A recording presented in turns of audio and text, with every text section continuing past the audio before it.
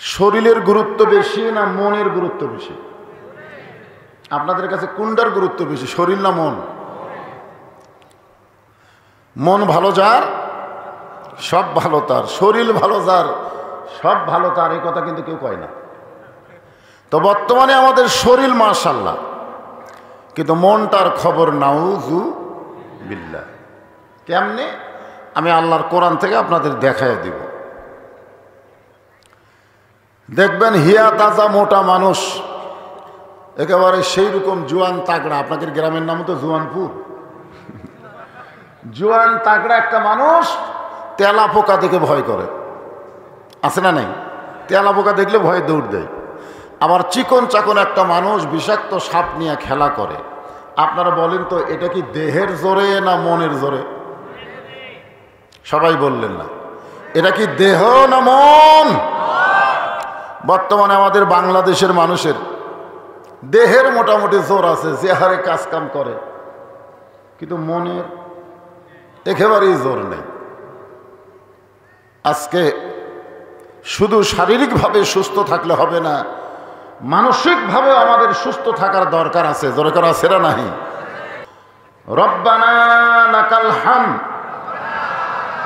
হামদান কাসীরান তাইয়িবান মুবারাকান ফীহি। আমরা প্রশংসা করলাম কার? এখন যদি আপনাদেরকে বলা হয় কেন করলেন, আল্লাহর প্রশংসা করার কারণ আছে না অকারণ? কি কারণ? আল্লাহর প্রশংসা করার যতগুলো কারণ আছে, তার মধ্যে 1 নম্বর কারণ হলো আল্লাহ তাআলা আমাদেরকে রুহের জগৎ, জোরে বলেন কিসের জগৎ? আসলে জগৎ তো বিশ্বাস করা লাগবে। আমরা বর্তমানে যে জগতে আছি, এই জগৎ কি শেষ জগৎ? এর আগেও একটা জগৎ ছিল, এর পরেও একটা জগৎ আছে, আছে না নাই? আগের জগতের কথা আমাদের খেয়াল নাই, কিন্তু বিশ্বাস করতে হবে। সে জগৎকে বলা হয় আলমে আরওয়াহ, রুহের জগৎ। জোরে বলেন কিসের জগৎ? যেমন আব্দুল আলিম একটা গান গাইছে, কোন বনেরই পাখি তুমি আইলারে কোন বনে, আবার কোন বনেতে যাইতে হবে পড়ছে নাকি মনে।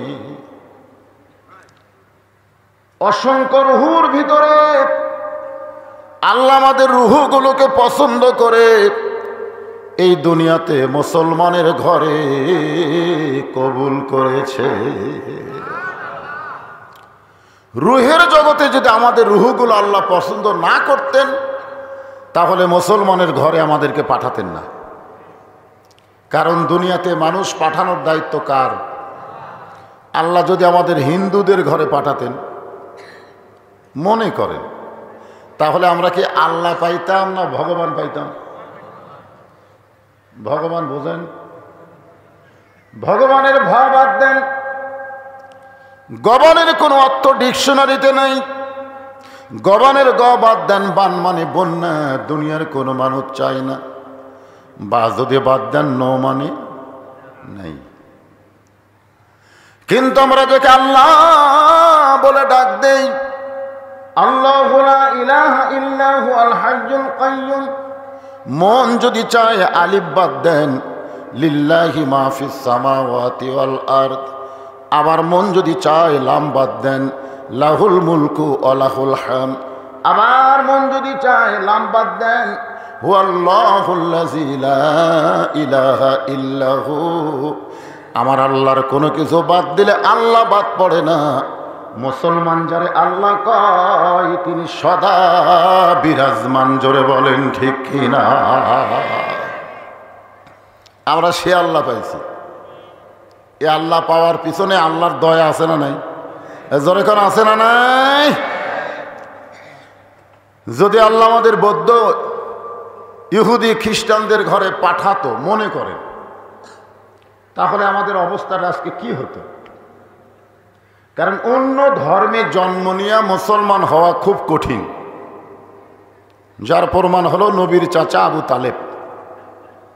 নবীর আপন চাচা নাম কি? যিনি দীর্ঘদিন রাসূলকে লালন পালন করেছেন, মৃত্যুর বিছানায় যখন পড়ে গেছে, আল্লাহর নবী বলতেছে, চাচা আমি তো বাপকে দেখি নাই, আপনার ভিতরেই বাপের দয়া পাইছি। শিশুকালে মইরা গেছে মা, গর্ভে থাকতে মরছে পিতা। শিশুকালে মইরা গেছে মা, গর্ভে থাকতে মরছে পিতা, চোখে দেখলাম না। যে করিল লালন পালন, সেই চাচা মৃত্যুর বিছানায়।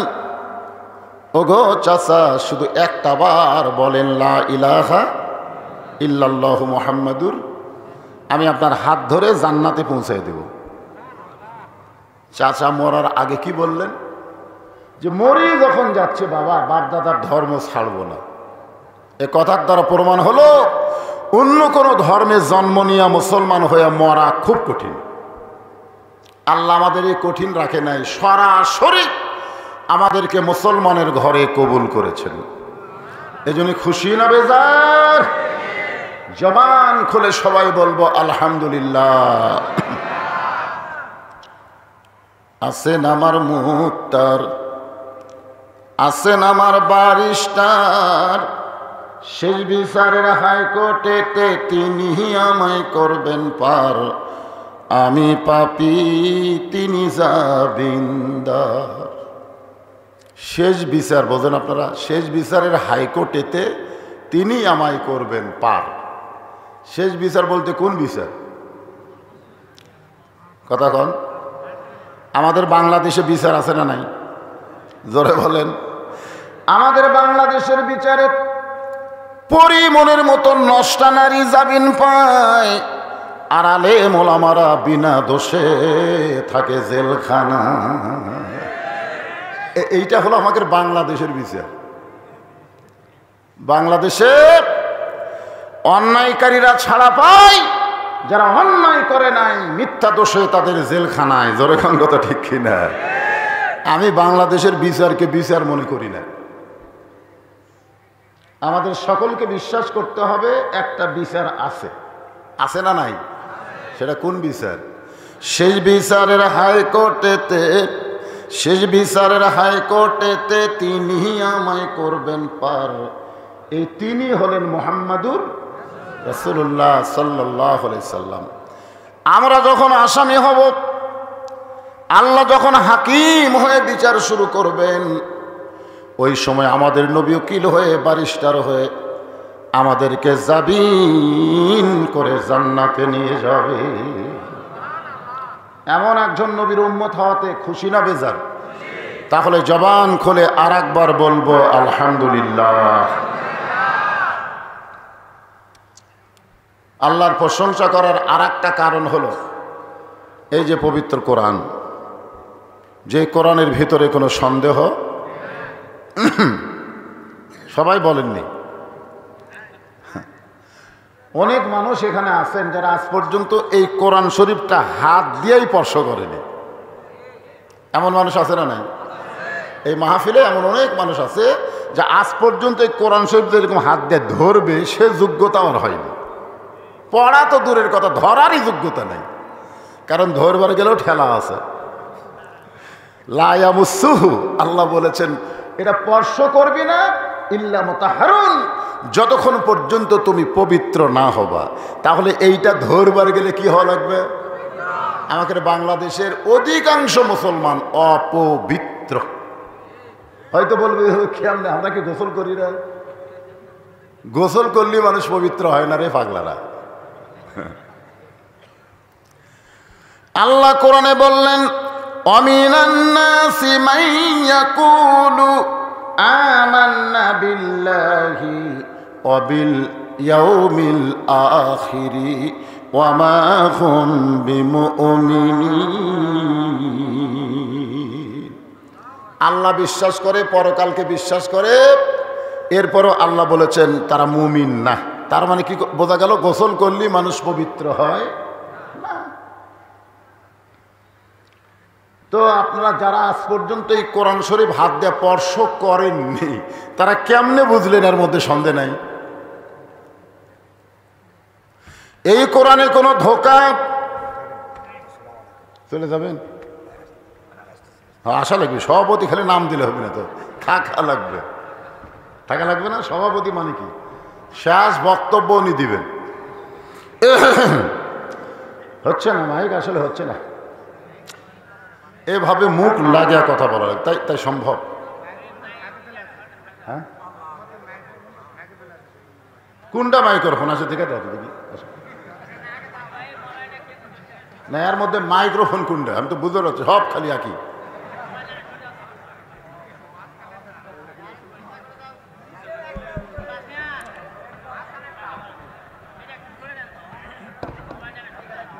এটা এটা একটা এ তো কথা টানে না, এবারে ভ্যাল ভ্যাল ভ্যাল করে রে।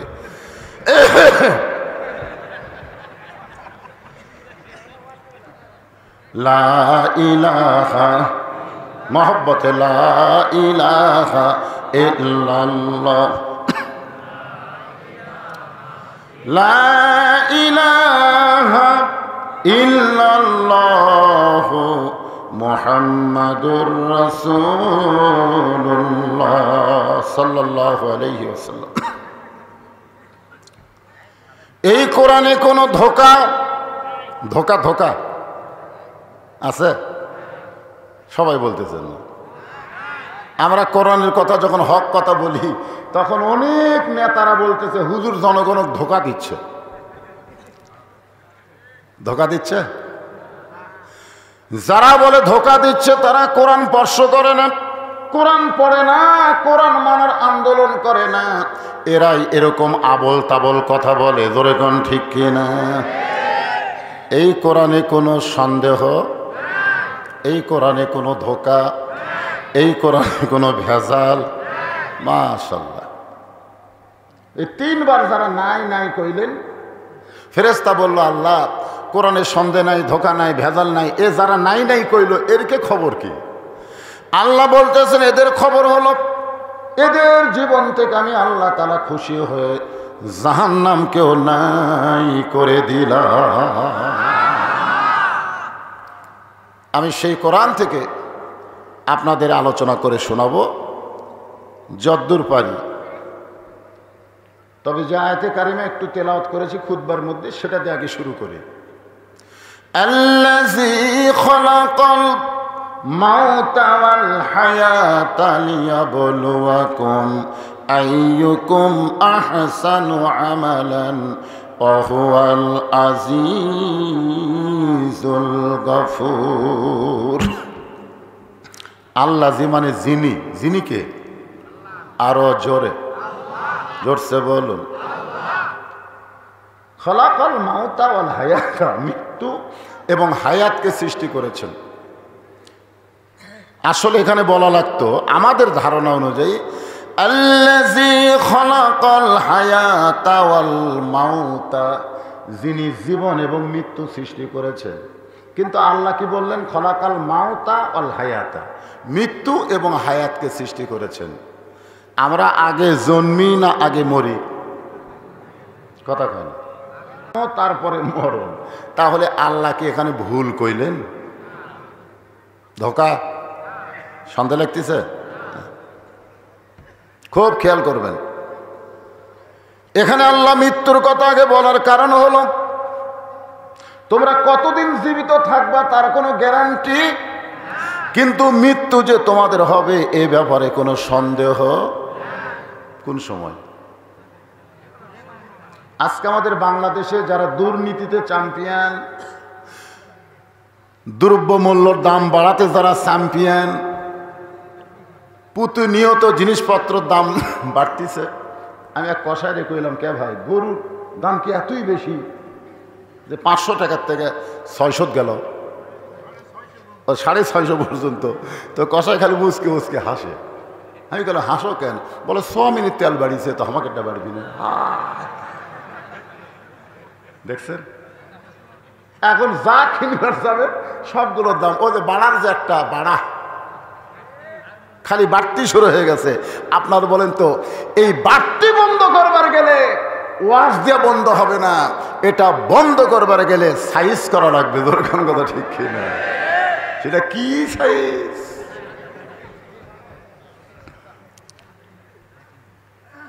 একটু মনোযোগ দিয়ে শুনবেন।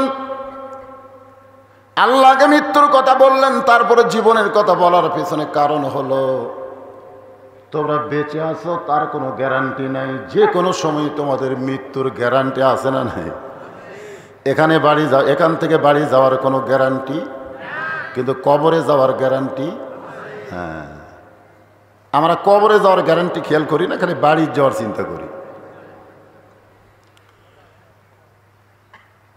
চলতে পথে 2 দিন থামিলাম, যাবার কালে একজন আরো দেখা না পাইলাম। ও আমার সাদের মালা যায় রে ছিঁড়ে, রইব না আর বেশি দিন তোদের মাজারে। আল্লাহ বললেন তোমাদের পরীক্ষা করা হবে, লিয়াবলুয়াকুম, তোমাদের পরীক্ষা করা হবে। দুনিয়াতে তোমাদেরকে এমনি এমনি পাঠানো হয় নাই। দুনিয়া হলো তোমাদের পরীক্ষার জায়গা। জোরে কোন কিসের জায়গা? আইয়ুকুম আহসানু আমালা, সেই পরীক্ষার সাবজেক্ট হলো সুন্দর আমল। আহসানু আমালা, কি আমল? হ্যাঁ, একটু শুরু রাখতে হাঁ করা লাগবে ভাইরে। সুন্দর আমল। এখন আমরা বাংলাদেশের মুসলমানেরা সুন্দর আমল করতে চাই। জোরে কোন চাই কি চাই না? কিন্তু সুন্দর আমল করার পরিবেশ যদি না পাই, সুন্দর আমল করবার গেলে সুন্দর একটা পরিবেশ লাগবে। জোরে কোন কি লাগবে? সুন্দর একটা পরিবেশ যদি তৈরি করতে চাই, তাহলে সুন্দর একটা সমাজ লাগবে।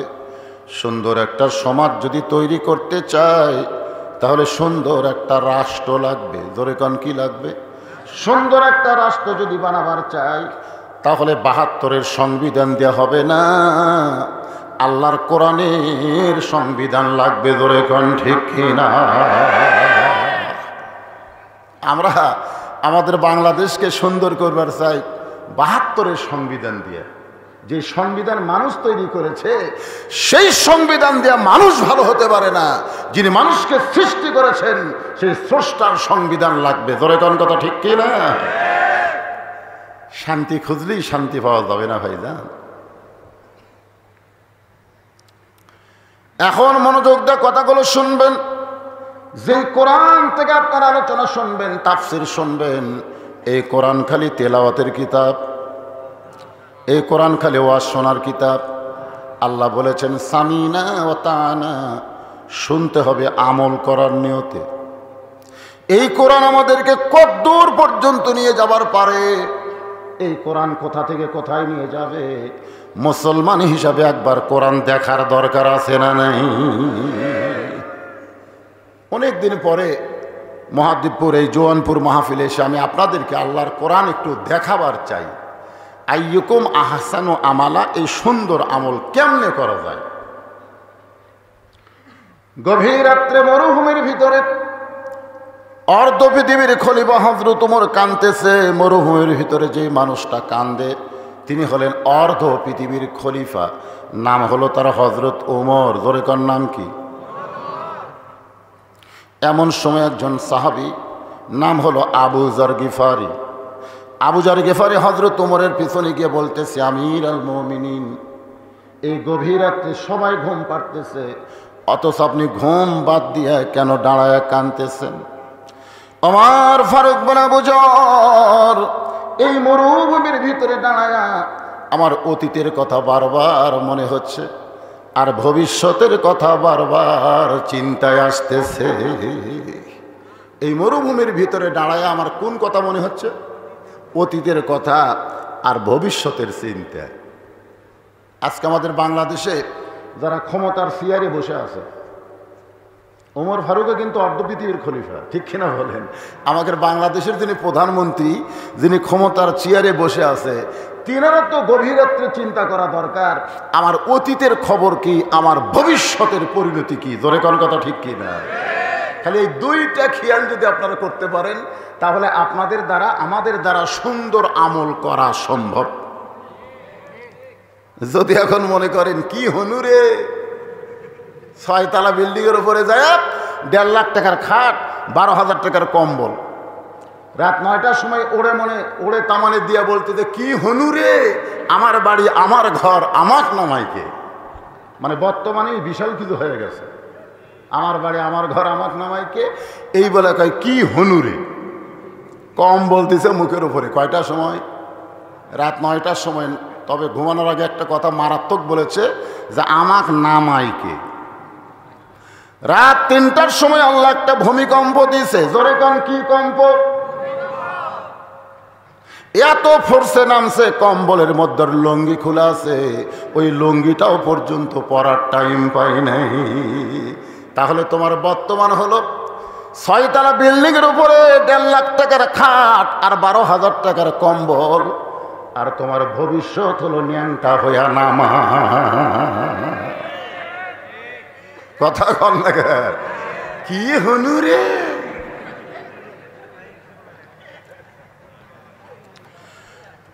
ওমর ফারুক বলতেছে, আবু জাহল, অতীতে আমি উটের রাখাল ছিলাম, অতীতে আমি উটের রাখাল ছিলাম। জোরে কোন কি ছিলাম?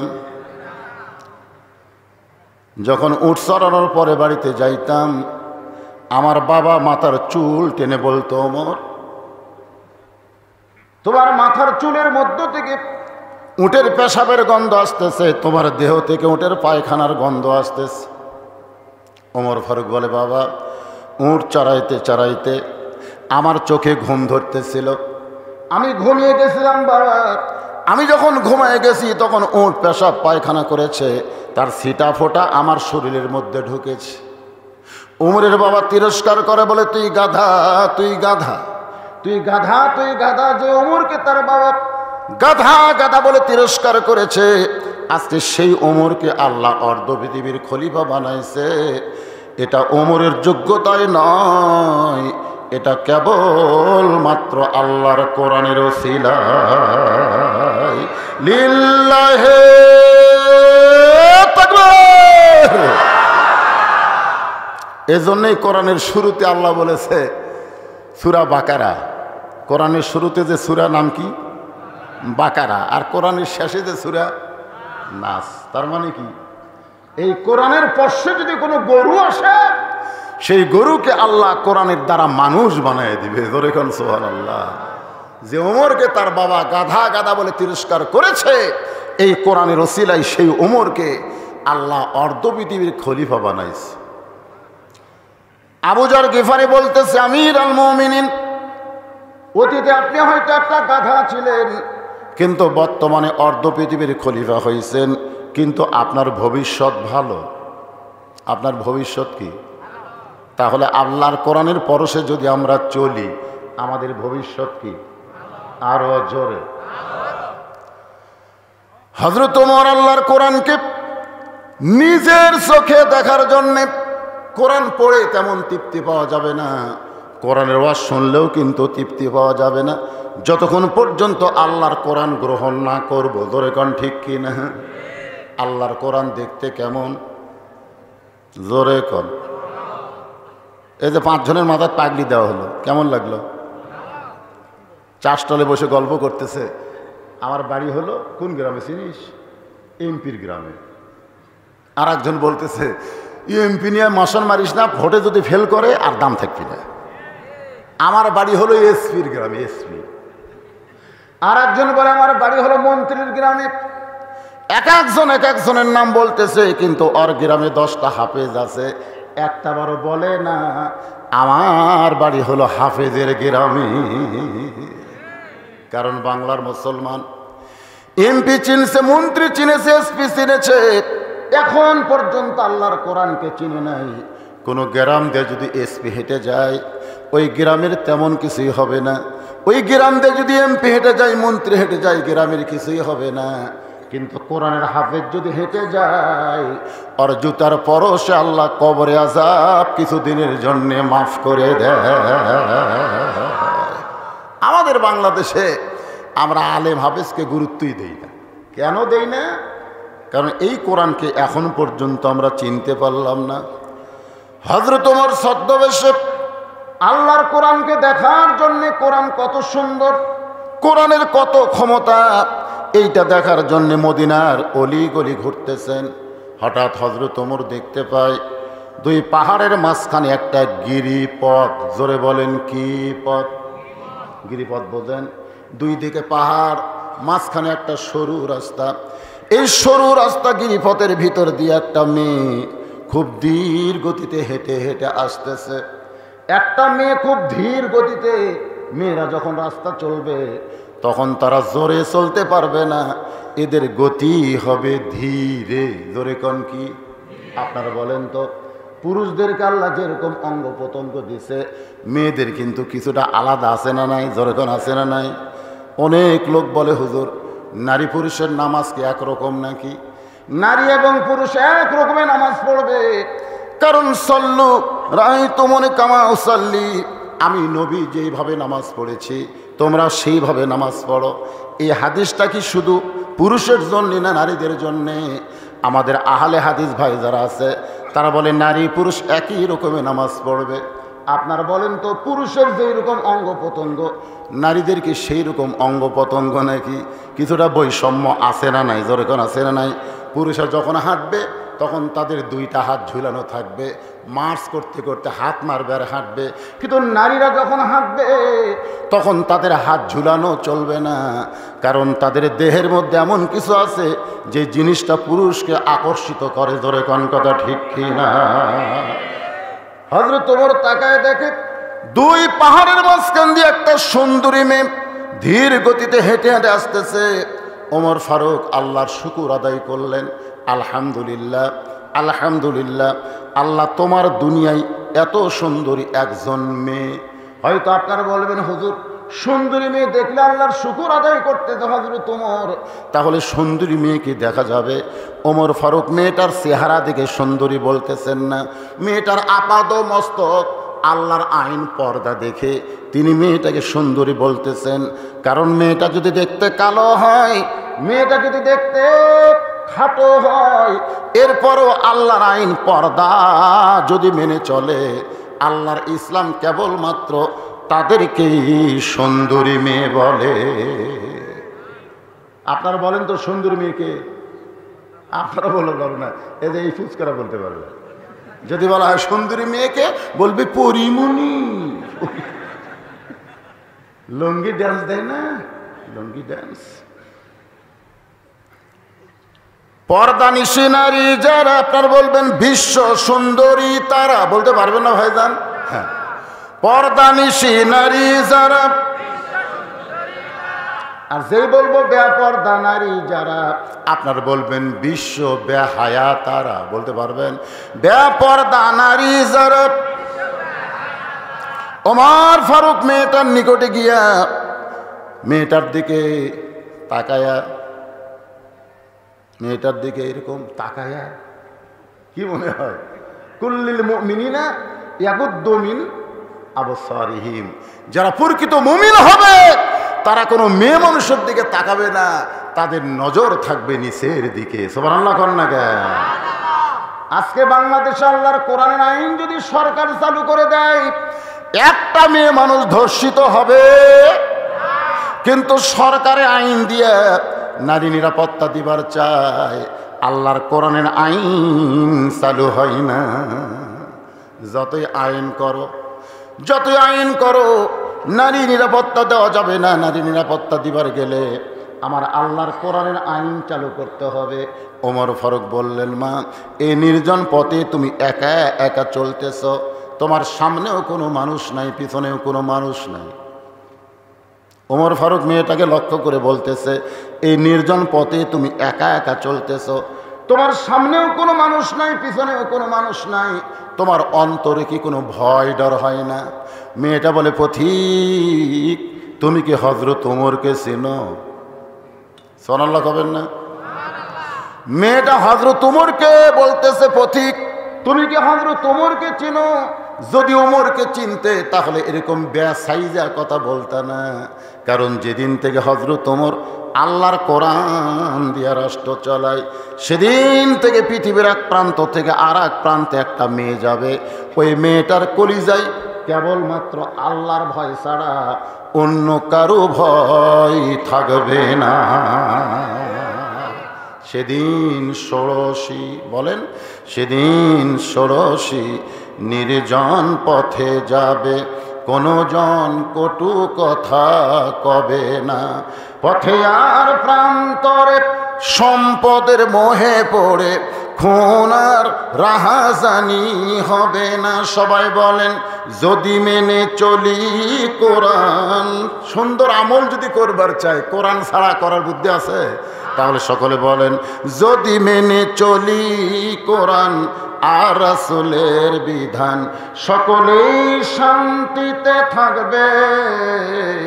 বাংলার আকাশে কলেমার পতাকা যেদিন দুলবে। ওমর ফারুক বললেন, মা তুমি যে ধীর গতিতে চলতেছ, আমার মনে হয় তোমার ভিতরে কোনো দুঃখ লুকে আছে। তুমি একজন দুঃখী নারীর মতন হাঁটতেছ, তুমি যে ধীরে ধীরে চলতেছ, আমার মনে হয় তোমার ভিতরে কোনো দুঃখ লুকিয়ে আছে। এই কথা হযরত ওমর মেয়েটাকে বলার সঙ্গে সঙ্গে মেয়েটা বলে, পথিক আসলেই আমি একজন দুঃখী নারী। আজকে 6 দিন হলে হযরত ওমরকে আমি খুঁজে বেড়াই। মেয়েটা বলতেছে, পথিক আসলেই আমি একজন দুঃখী নারী, আজকে 6 দিন হলে হযরত ওমরকে আমি খুঁজে বেড়াই। ওমর ফারুক বলতেছেন, মা তুমি কি পাগলি নাকি? যে ওমর অর্ধ পৃথিবীর খলিফা, সেই ওমরকে 2 পাহাড়ের মাঝখানে খুঁজতেছ। ওমরকে যদি পাবার চাও তাহলে বঙ্গভবনে যাও, ওমরকে যদি পাবার চাও তাহলে রাষ্ট্রভবনে যাও, সংসদ ভবনে যাও। 2 পাহাড়ের মাঝখানে ওমরকে খোঁজো। ওমর কি উট ছাগল নাকি যে 2 পাহাড়ের মাঝখানে তুমি তারে খুঁজে পাবা? মেয়েটা বলে, পথিকরে তুমি জানো না, যেদিন থেকে আল্লাহর কোরআন দিয়ে রাষ্ট্র চলবে, সেদিন থেকে নেতা খোঁজা লাগবে না, নেতারাই দুঃখী মানুষকে খুঁজে বেড়াবে। লিল্লাহে তাকবীর। লিয়াবলুয়াকুম আইয়ুকুম আহসানু আমালা। সুন্দর আমল কি? যেদিন থেকে আল্লাহর কোরআন দিয়ে রাষ্ট্র চলবে, সেদিন থেকে নেতা খোঁজা লাগবে না, নেতারাই দুঃখী মানুষকে খুঁজে বেড়াবে। আমার বিশ্বাস 6 দিন হলে হযরত ওমরকে খুঁজতেছি, আর 1 দিনের মধ্যেই পেয়ে যাব ইনশাআল্লাহ। কয়দিন হলে খুঁজতেছে? আর 1 দিন। আমার ঈমান বলতেছে আর 1 দিনের মধ্যেই হযরত ওমরকে পেয়ে যাব। আপনার বলেন তো, মেয়েটা হযরত ওমরকে পাইছে কি পাই না? ওমর ফারুক বললেন, মা আল্লাহ তোমার ঈমানের বিজয় দিয়েছে, আমি হইলাম সেই ওমর। মেয়েটা বলতেছে, আমিরুল মুমিনিন, তাহলে আপনি চোরের মতন একা একা কেন ঘুরতেছেন? অর্ধ পৃথিবীর খলিফা হইয়া চোরের মতো একা একা কেন ঘুরতেছেন? আপনার কি চামচা নাই? ধরে কোন কি নাই? আমাদের বাংলাদেশের যত বড় নেতা তারা তত বেশি চামচা। জোরে কোন কথা ঠিক কি না? তাহলে আপনি অর্ধ পৃথিবীর খলিফা হয়েছেন, চোরের মতন একা একা ঘুরতেছেন, আপনার কি কোনো চামচা নাই? ওমর ফারুক চোখের পানি বের করে বলে, মা চামচা পালার মতন সম্পদ আমার নাই। চামচা পালবে? জুমার দিনে মসজিদের মেম্বরে দাঁড়ায় যখন খুতবা দিচ্ছেন হযরত ওমর, মাঝখান থেকে এক সাহাবী দাঁড়িয়ে বলতেছে, আমিরুল মুমিনিন, আপনার খুতবা আমরা শুনবো না। ওমর ফারুক চমকে বললেন, ভাইজান আমার কি অপরাধ আমার খুতবা শুনবা না? আমাদেরকে খাটো পাঞ্জাবি দিয়ে আপনি লম্বা জুব্বা পরে খুতবা দেবেন, যতক্ষণ লম্বা জুব্বার কাহিনী না বলবেন ততক্ষণ আপনার খুতবা আমরা শুনব আমাদেরকে আপনি খাটো পাঞ্জাবি দিচ্ছেন আর আপনি লম্বা জুব্বা পরে খুতবা দিবেন। এই লম্বা জুব্বা কেমনে পাইলেন? আগে তার ব্যাখ্যা করেন, তারপরে খুতবা হবে। গরিবের বন্ধু বলে গরিবের থেকে ভোট নেন আর 4 তলা 5 তলা বিল্ডিং বানান, এই টাকা কোথায় পান? আগে বিল্ডিং এর হিসাব দেন, তারপরে নির্বাচন করেন। কোন কথা ঠিক কি না? কোনদিন চাইছেন নাকি? সঙ্গে সঙ্গে হযরত তোমার খুতবা বন্ধ করে দিস। 2 চোখটা দরদর করে পানি পড়তেছে। এমন সময় আব্দুল্লাহ ইবনে ওমর বাবার পাশে দাঁড়ায় বলে, রে নবীর সাহাবীরা, তোমরা খাটো পাঞ্জাবি হইলেও তো নতুন পোশাক পরে আজকে জুমার নামাজ পড়তে এসেছো। আমার পরনে তাকায় দেখো, আমার পরনে নতুন কোনো কাপড় নাই। সমস্ত সাহাবের আব্দুল্লাহ সবাই নতুন কাপড় পরে নামাজ পড়তে এসেছে, তোমার পরনে নতুন কাপড় কেন নাই? আব্দুল্লাহ বলতেছে, আমার নতুন কাপড় আর বাবার নতুন কাপড়, 2 কাপড় একত্র করে বাবা জুব্বা বানায়া সেই জুব্বা পরে তোমাদের সামনে খুতবা দেয়। সমস্ত সাহাবীরা কান্দের বলে, আল্লাহর কোরআন দিয়ে যখন রাষ্ট্র চলবে, লিয়াবলুয়াকুম আইয়ুকুম আহসানু আমালা, তখন নেতাদের কাছ থেকে এমন সুন্দর আমল জনগণ দেখতে পাবে। মেয়েটা বলতেছে চোরের মতন। কার মতন? একা একা ঘুরতেছেন। আপনার কি র্যাব পুলিশ নেই? র্যাব পুলিশ, পুলিশ আর র্যাব এগুলো কি নেতার পহরা দেওয়ার জন্যে না জনগণের কাজ করার জন্য? কথা কন না কেন? কথা কন না কেন? হায় হায়, আজকাল পুলিশের যা চাল চলন দেখে মনে হয় এরা নেতা পহরা দিবি। একটা নেতা যখন আসে চারিদিকে যেভাবে পুলিশ দেখা যায় মনে হয় একটা বড় চোরক ধরে আনতেছে। ধরে কোন কথা? কথা কন না কেন? কথা কন না কেন? আল্লাহর বান্দার একটু মনোযোগ দেবেন।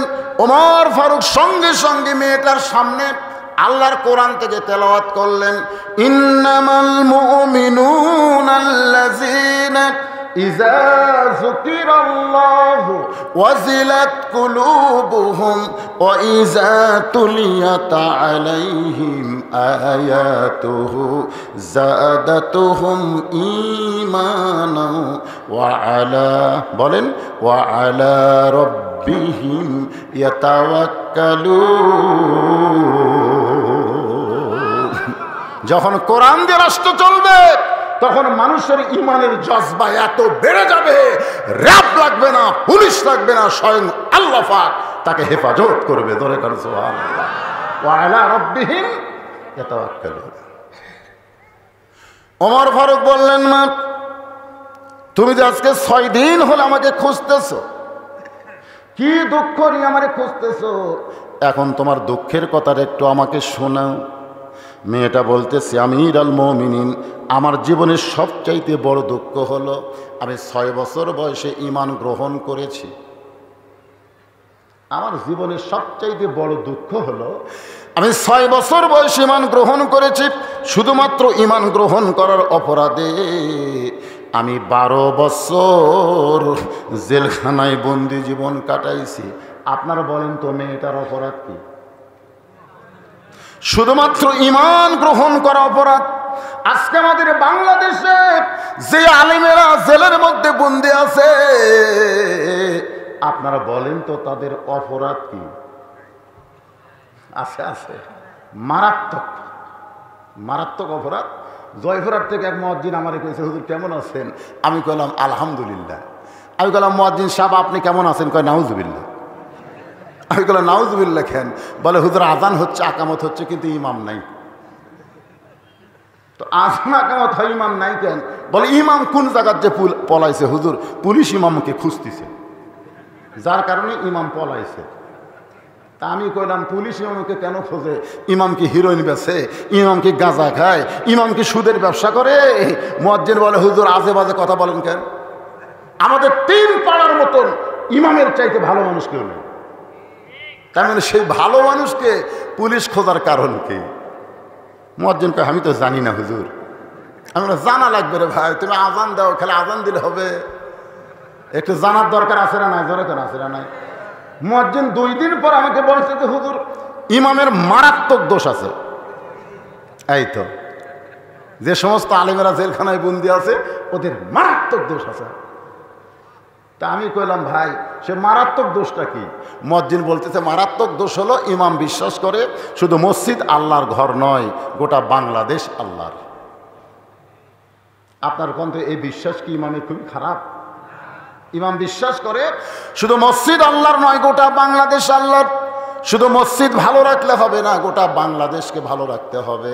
আর গোটা বাংলাদেশকে ভালো রাখতে গেলে মানুষের আইন দিয়ে ভালো করা সম্ভব না, আল্লাহর আইন দিয়ে ভালো করতে হবে। ইমাম গোপনে গোপনে আল্লাহর কোরআনের দল করে, এই খবর কে যেন থানায় দিছে, তখন থেকে পুলিশ ইমামকে খুঁজতেছে। ইমামের মারাত্মক দোষ হলো ইমাম আল্লাহর দল করে। কথা কন না, বোবা শয়তান হয়ে মরবেন। কথা কন না, বোবা শয়তান। মরার আগে ম্যাচটা ডেবে দেবি রে, ম্যাচটা ডেবে দেবে। হাত পাও সব ঠিক থাকবে কিন্তু জবান থাকবে না। সবাই এসে দেখবে আর বলবে হাত লড়ে, পা লড়ে, চোখ লড়ে, এই মুখ লড়াই দেখে। তার মানে যে ঠিক কর না, যে এদিন ডেবে দেবে। আল্লাহ রাসূল বলেছেন কোন ব্যক্তি সারা জীবন যদি পাপ করে আর মরার আগে কলমা কইতে কইতে যদি মারা যায়, শুধু এক কলমা উচ্চারণ কারণে তার জীবনের সব পাপ আল্লাহ মাফ করে দিবে। তো সুবহানাল্লাহ তো ভালোই জোরে করে।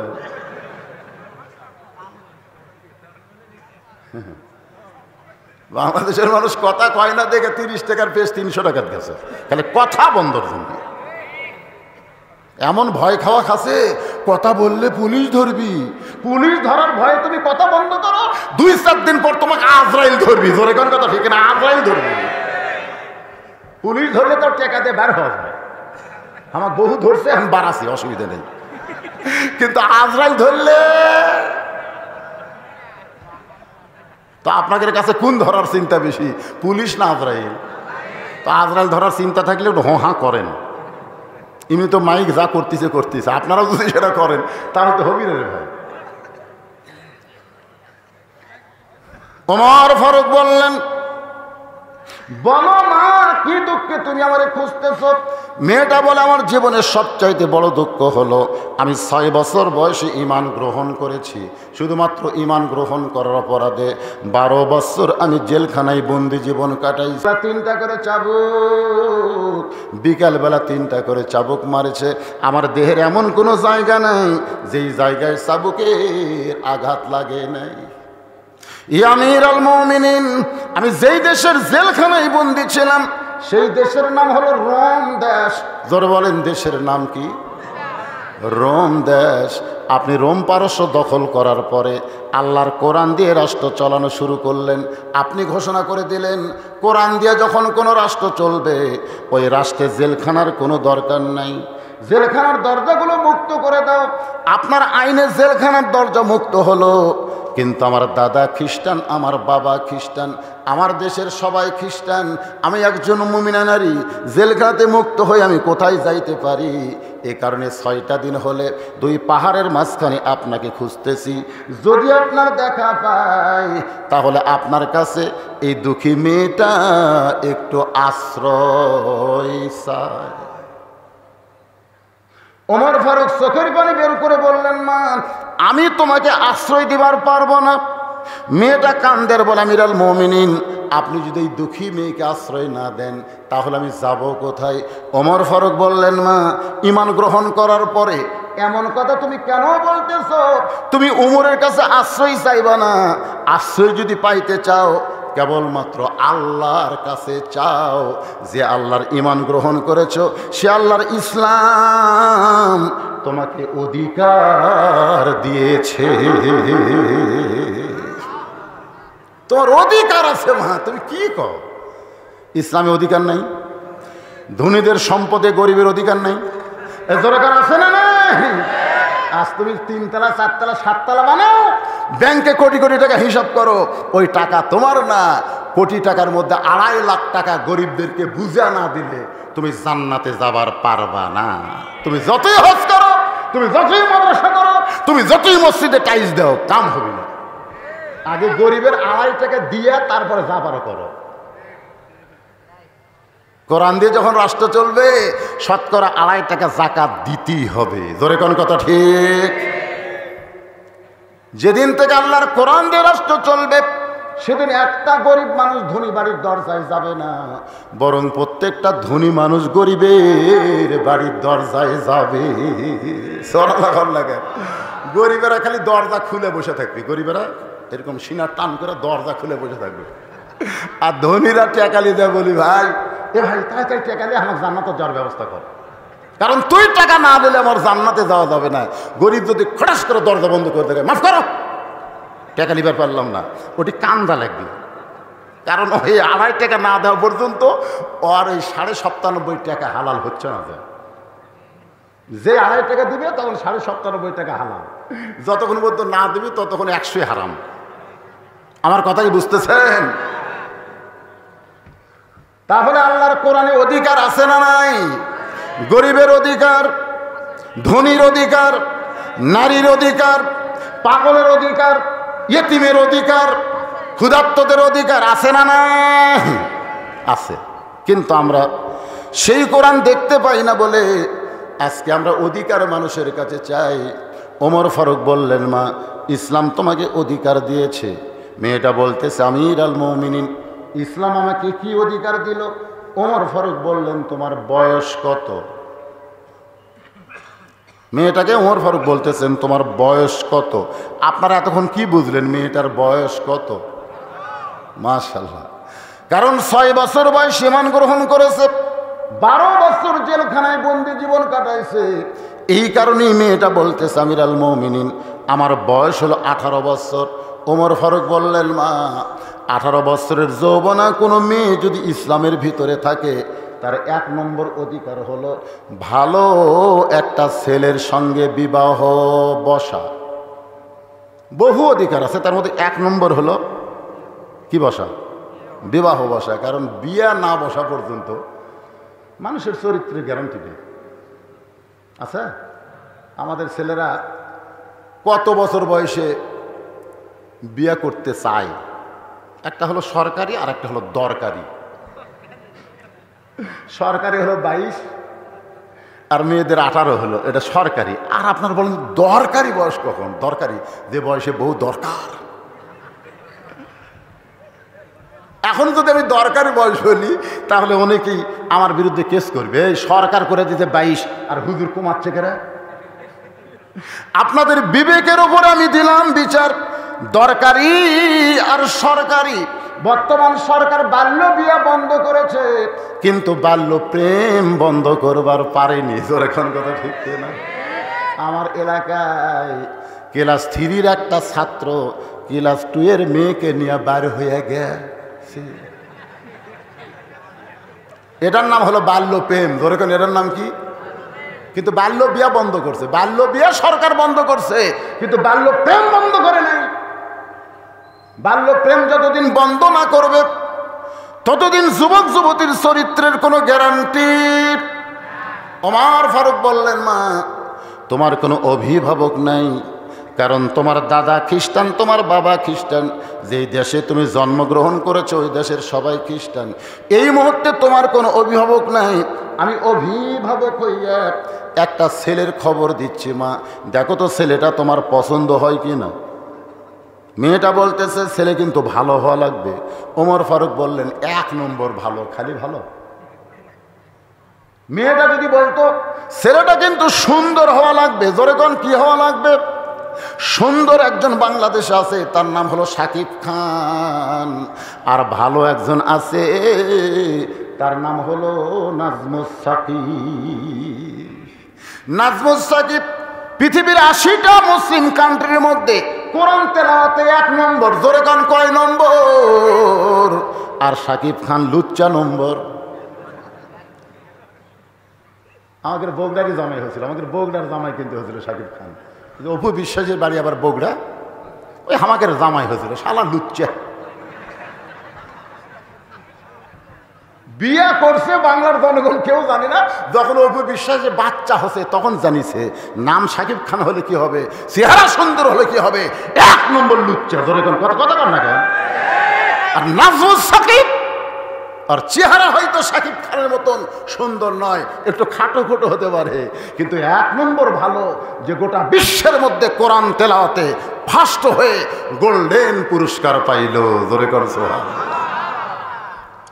মেয়েটা কিন্তু বলতেছে একটা ভালো ছেলের খবর দিবেন।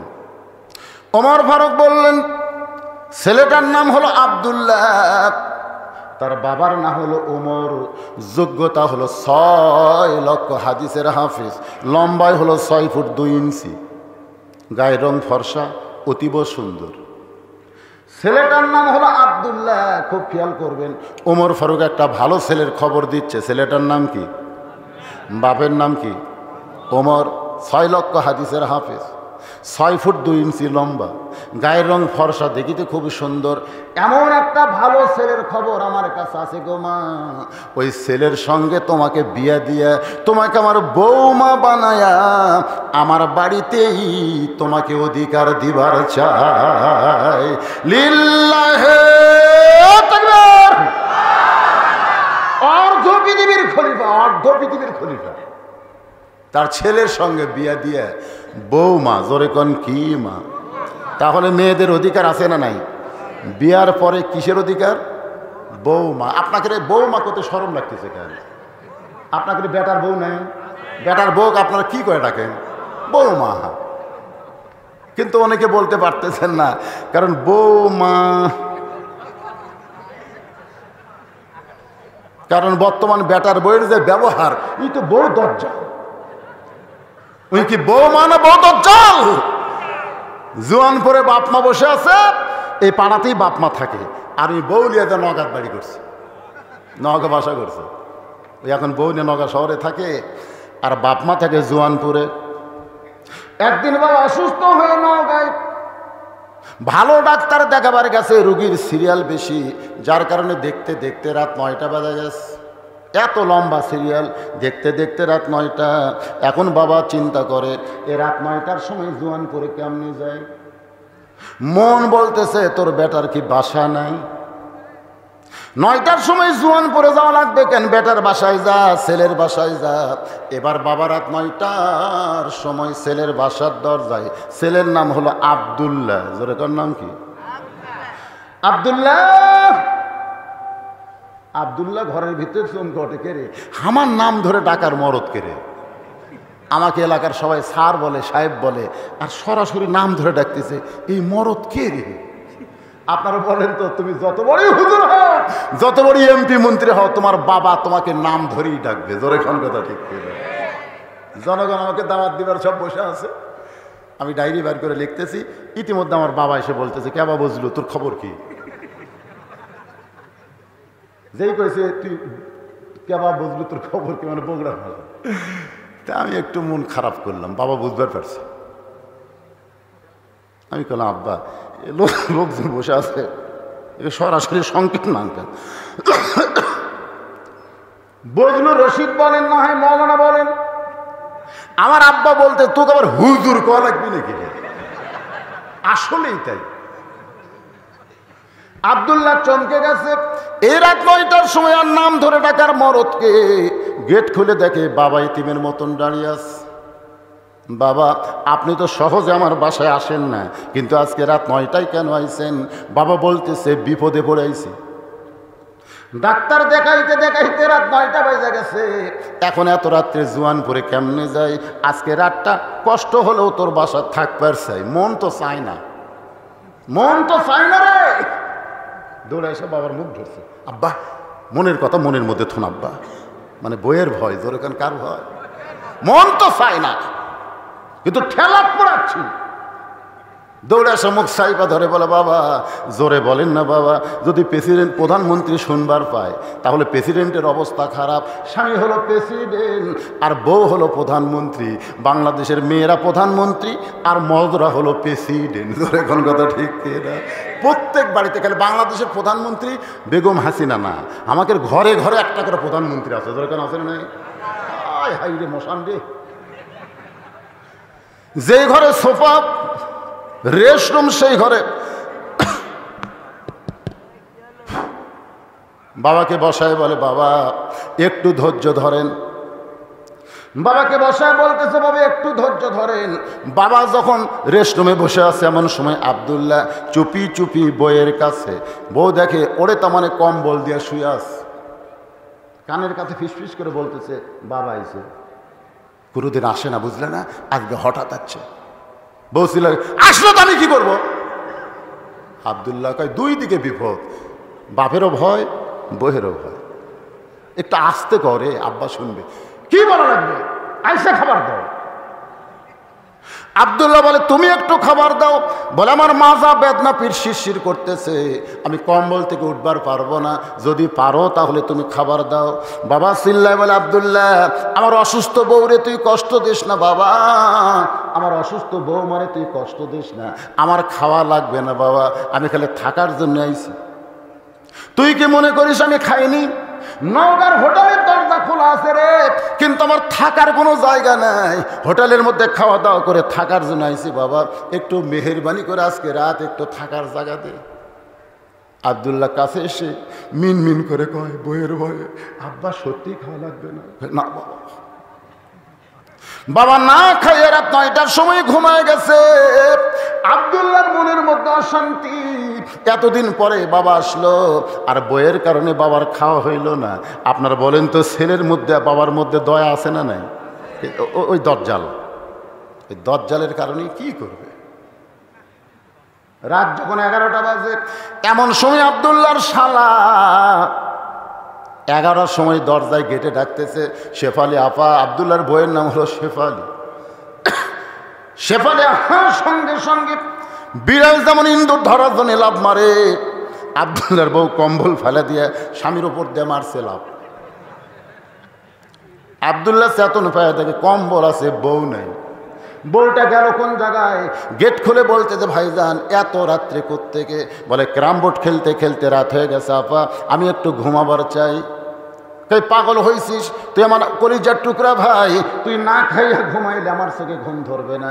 বল ডাইনিং টেবিলের চেয়ারে বসানোর পরে মাছ গরম, গোস্ত গরম, ভাত গরম, সব গরম করে ভাইয়ের সামনে দিয়ে বলতে যে, খাবাই খাবাই, তুই না খাইলে আমার কলিজার মধ্যে শান্তি নাই। আব্দুল্লাহ ঘরের ভিতর থেকে চিন্তা করে, আমার বাবা না খাইয়া ঘুমায় গেল, তোর মাজা বেদনা পিঠ শিরশির করে, এখন ভাইয়ের সামনে খাবাই খাবাই, তুই না খাইলে আমার শান্তি নাই।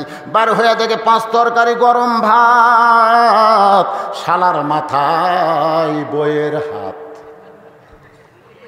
ডাইনিং টেবিলে 5 তরকারি গরম ভাত, আর শালার মাথায় বইয়ের হাত দিয়ে বলতে, খাবাই খাবাই, তুই না খাইলে আমার কলিজার মধ্যে কোনো শান্তি নাই। আব্দুল্লাহ আস্তে আস্তে বাবা যে ঘরে ঘুমায় ওই ঘরের জানলার কাছে 0 বাল্বে বাবার মুখটা দেখতে পায়।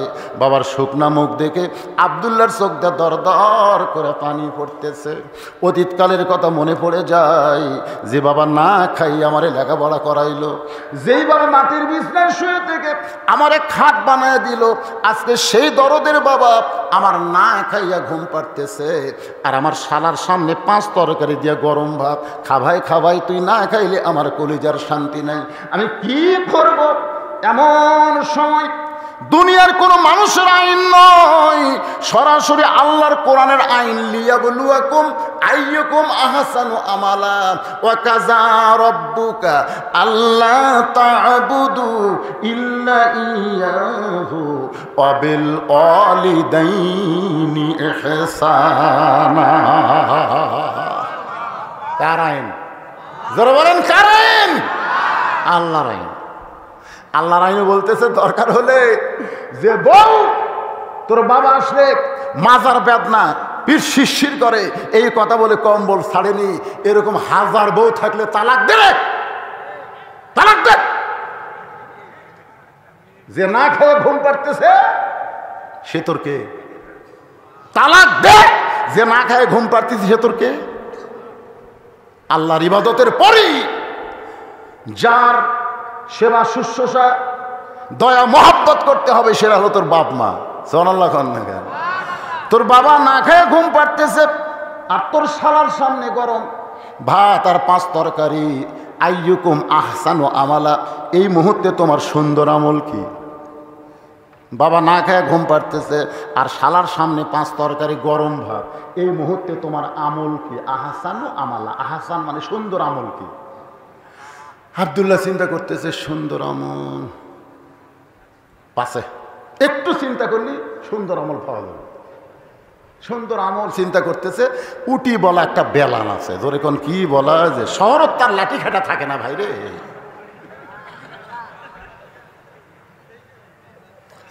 মাত্র 3 পা হাত একটা বেলান, কি করব? বিবেক বলতেছে সব জায়গাত মারিস না, কারণ নারী নির্যাতনের কেস আছে, পুরুষ মানুষ নির্যাতনের কেস নাই। তোর বাবা না খায়া ঘুম পাড়তেছে, শালার সামনে 5 তরকারি গরম ভাত, পুরুষকে কত বড় নির্যাতন করতেছে। তোর এখন কথা ঠিক করে কথা কর না, ঠিক করে। নারী নির্যাতনের আইন আছে, পুরুষ নির্যাতনের কোনো আইন নাই।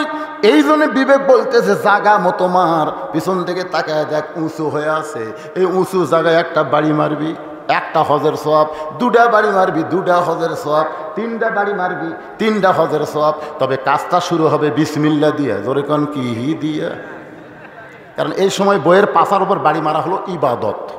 এ কথা কন না কেন, ইবাদত। আইয়ুকুম আহসানু আমালা, এটা হলো সুন্দর আমল।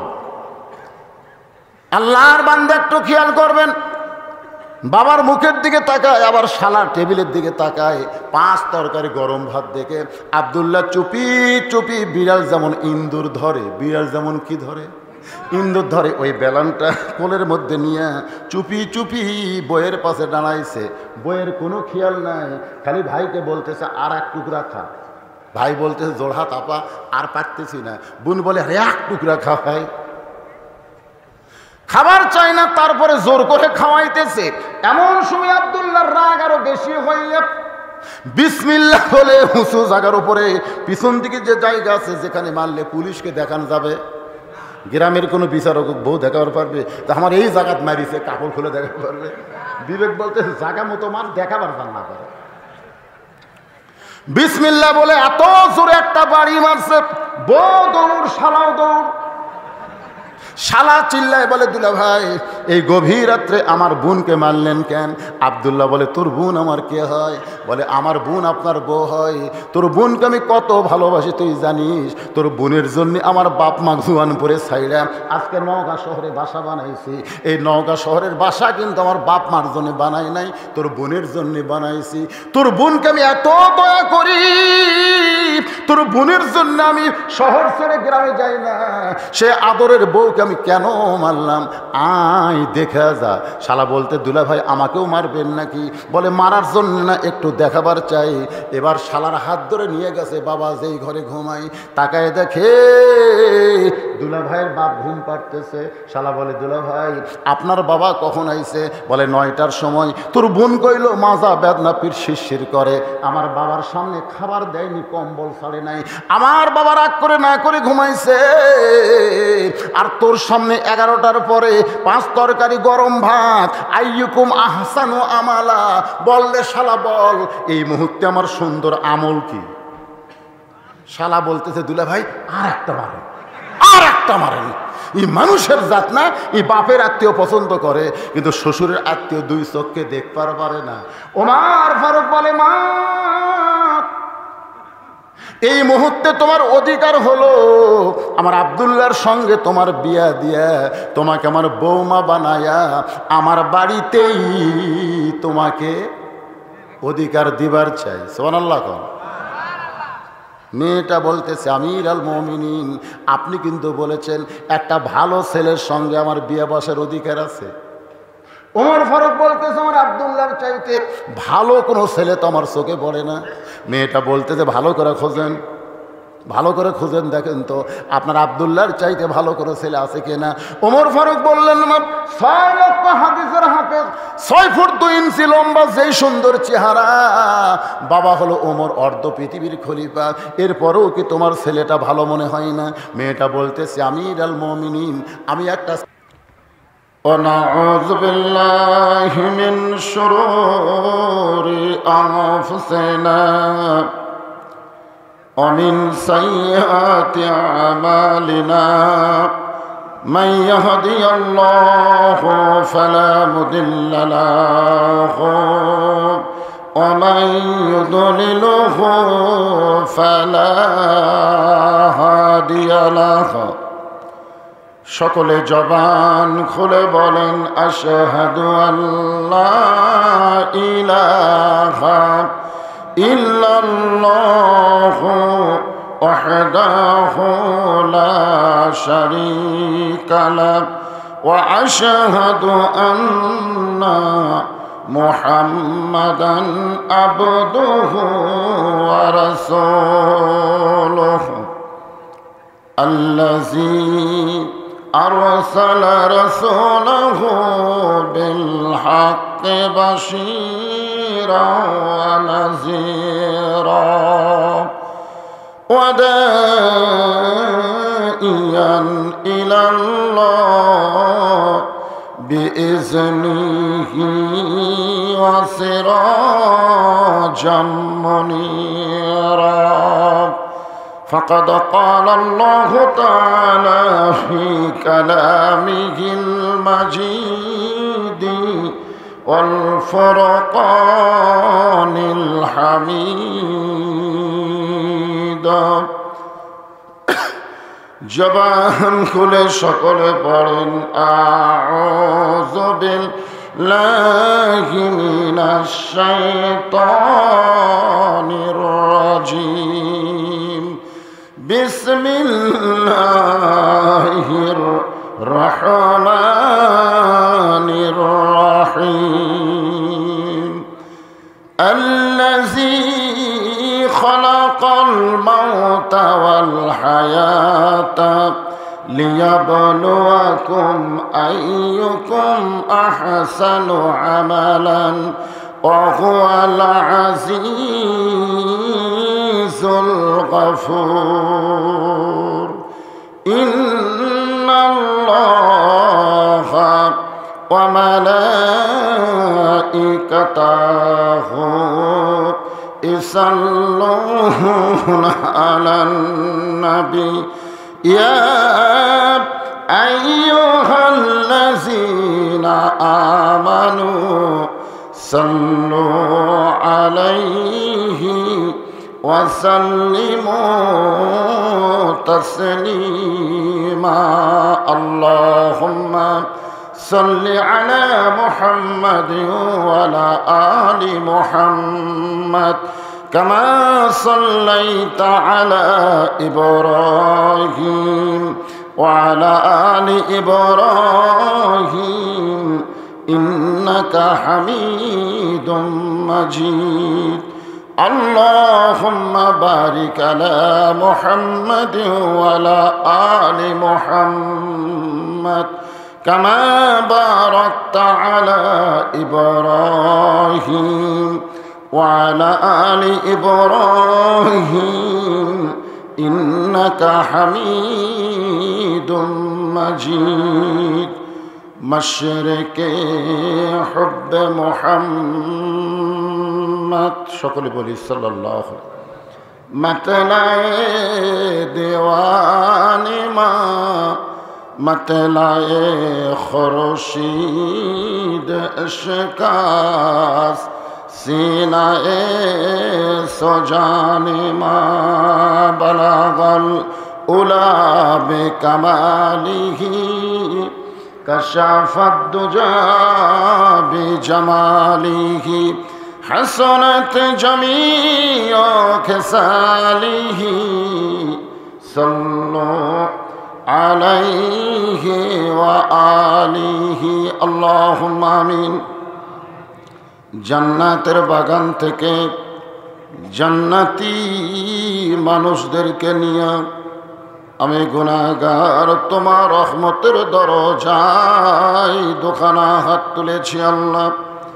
হাসরের ময়দানে জাব্বার আর কাহার নামে রূপ নিয়া তুমি যখন বিচার শুরু করবে তোমার সামনে দাঁড়ায়া সমস্ত নবীরা নফসি নফসি বলে কাঁদতে থাকবে। এমন কঠিন অবস্থা হাসরে হবে, সেদিন সমস্ত নবী তার উম্মতকে ভুলে যাবে, শুধু বলবে আল্লাহ আমার কি হবে, আমার কি হবে। একমাত্র দরদি নবী শাফাতের কান্ডারি ইয়া রব্বি হাবলি উম্মতি বলে সেজদায় পড়ে যাবে। সেই কঠিন মুসিবতের সময় আজকের এই মাহফিলকে ওসিলা করে আমাদের সবাইকে রাসূলের উম্মতের কাতারে আল্লাহ কবুল করে নিও। সুবহান রাব্বিকা রাব্বিল ইজ্জাতি আম্মা ইয়াসিফুন ওয়া সালামুন আলাল মুরসালিন আলহামদুলিল্লাহি রাব্বিল আলামিন। লা ইলাহা। এখানে একটা টিস্যু বক্স রাখবেন, একটা ফ্যান লাগবে। হ্যাঁ জান। লা ইলাহা ইল্লাল্লাহ।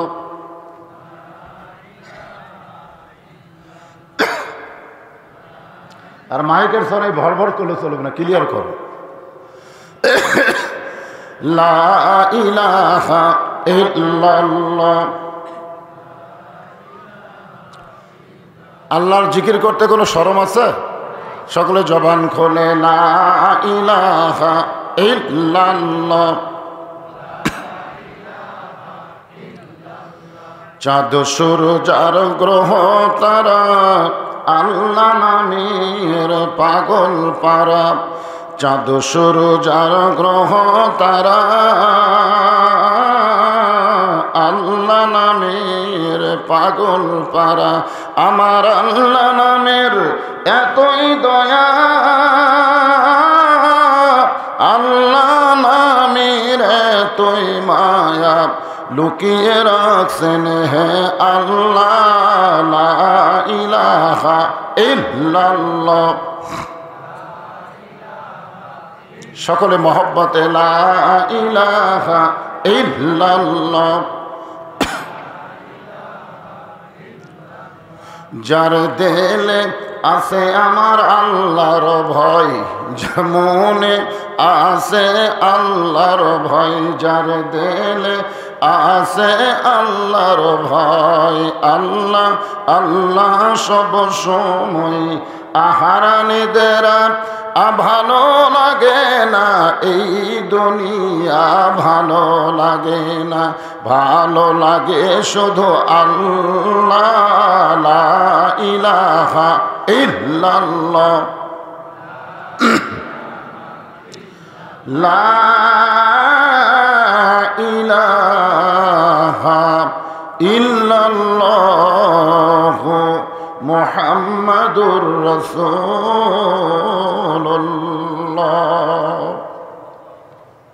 রাসূলের মহব্বতে জবান খুলে সকলেই বলবো সাল্লাল্লাহু আলাইহি ওয়াসাল্লাম। সম্মানিত উলামায়ে কেরাম, কারণ ফাজিল মাদ্রাসা হলো আলেম তৈরির ফ্যাক্টরি। বলেন সুবহানাল্লাহ। অসংখ্য আলেম ওলামা আজকের এই মাহফিলে উপস্থিত হয়েছেন। আপনাদের মাঝে মাঝে যে সমস্ত আলেম ওলামা বসে আছেন, মঞ্চে উপবিষ্ট আছেন, মাগরিবের নামাজের পর থেকে এতক্ষণ পর্যন্ত যিনারা কোরআন হাদিসের আলোকে অত্যন্ত গুরুত্বপূর্ণ তাফসীর করে শোনালেন, আলেম সহ আজকের এই মাহফিলের বক্তাগণকে অন্তরের অন্তঃস্থল থেকে আমি শুভেচ্ছা জ্ঞাপন করছি। এই মুহূর্তে আমার সামনে যারা বসে আছেন, জিনাদেরকে আল্লাহ দয়া করে রহম করে আজকের এই জান্নাতের বাগানে কবুল করলেন। এত টানে না রে বা, মুখ লাগাতে তো কথা বলা যাবে না। জিনাদেরকে আল্লাহ তাআলা অত্যন্ত পছন্দ করে আজকের এই জান্নাতের বাগানে কবুল করলেন। আমি আমার অন্তরের অন্তঃস্থল থেকে আপনাদের সবাইকে শুভেচ্ছা জ্ঞাপন করছি। সম্মানিত মা বোনেরা, যিনারা পর্দার অন্তরালে বসে কোরআন হাদিসের আলোচনা শুনতেছেন, তাদেরকেও শ্রদ্ধা জ্ঞাপন করে এই মুহূর্তে জানতে চাচ্ছি আপনারা সকলে কেমন আছেন? আলহামদুলিল্লাহ রাব্বিল আলামিন।